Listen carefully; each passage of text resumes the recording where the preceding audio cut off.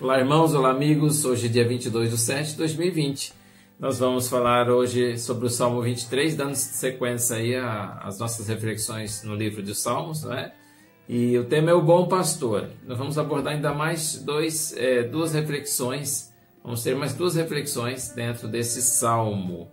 O texto hebraico do Salmo 23 contém 55 palavras apenas, mas nas versões ocidentais usam-se o dobro delas para tentar expressar o que o poeta, de forma tão vívida, mostrou nesse Salmo 23, para tentarmos ver, ouvir e entrar um pouquinho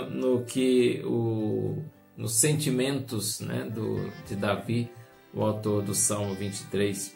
O poeta pensa, claro, imaginando quadros tirados do âmbito da vida diária comum a todos os homens. Aqui Davi vai usar o quadro do pastor de ovelhas, tão impregnado naquela época e tão vívido para ele como um pastor.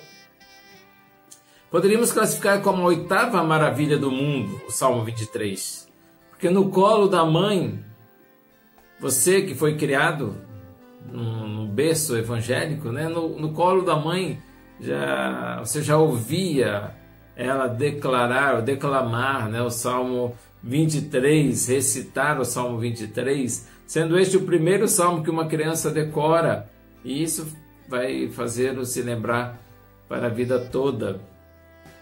Apesar de mais de 3.000 anos, nos parece que o Salmo 23 foi escrito hoje para as nossas necessidades. Tanto crianças quanto jovens ou mais experimentados encontram neste salmo o descanso necessário, a paz e a alegria de viver. No Salmo 23, nós temos a garantia divina da nutrição, do refrigério ou do alívio, do descanso, da direção, da restauração, da proteção, da estabilidade, do perdão e da provisão e expectativa. Vamos nos deter apenas no verso 1 hoje. O Senhor é o meu pastor e nada me faltará. O Senhor é o meu pastor, a palavra traduzida por pastor vem do verbo ra'á, que significa supervisionar, alimentar. Como pastor de ovelhas, Davi tinha experiência própria de enfrentar a escuridão, os inimigos, montanhas, desfiladeiros, tristeza, aflições e decepções.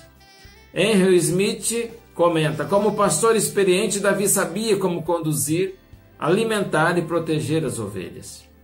Lá em 1 Samuel 17, 34 e 36, nós vemos o relato dele corajosamente protegendo suas ovelhas, enfrentando primeiro um leão e depois, uma segunda vez, um urso. As ovelhas certamente confiavam no seu pastor. Davi transfere esse quadro para si mesmo. O Senhor é o meu pastor.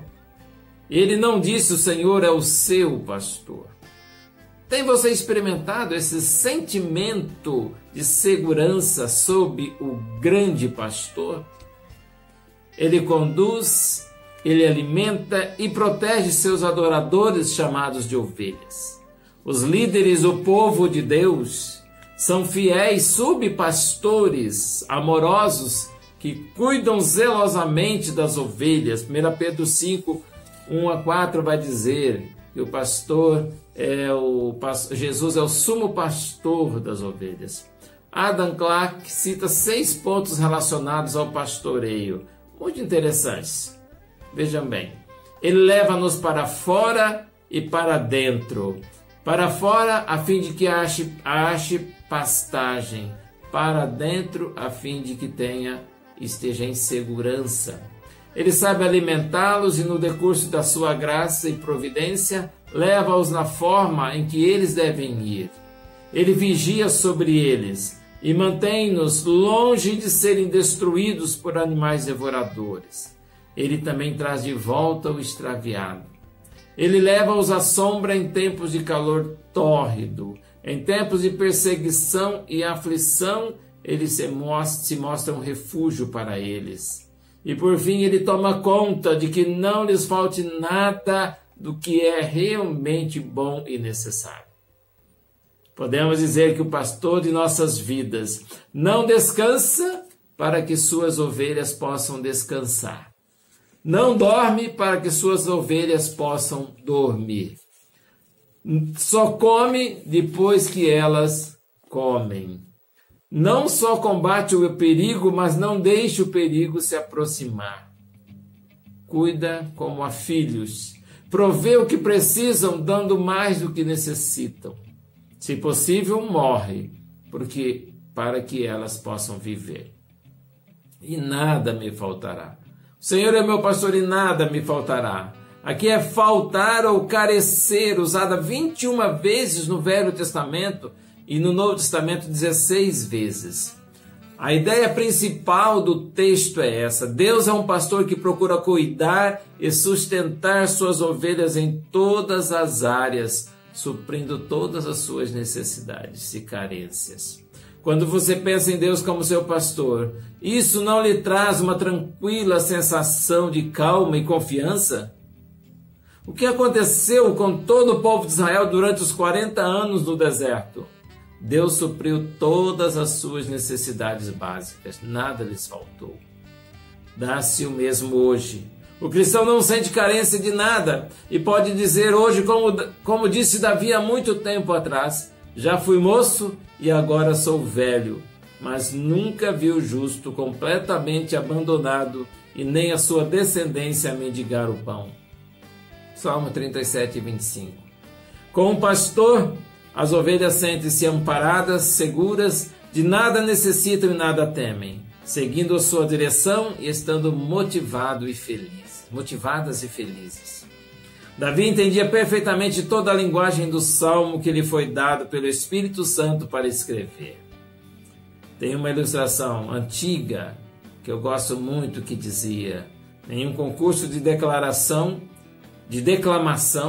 entre um profissional e um velho, todos aplaudiram o profissional pela forma brilhante dele declamar o Salmo 23. Mas na hora do velho, todos choraram copiosamente. E a diferença, sabe qual era? Era que o profissional conhecia muito bem o Salmo e as técnicas de declamação. E o velhinho conhecia muito bem o pastor do Salmo 23. Você conhece muito bem o seu pastor, o pastor da sua alma? Você conhece muito bem Jesus, o supremo pastor da sua vida? É bom conhecê-lo, pois vale a pena. Ele é um pastor que ama, que cuida. Deus abençoe a sua vida. E que Jesus seja o seu bom e suficiente pastor.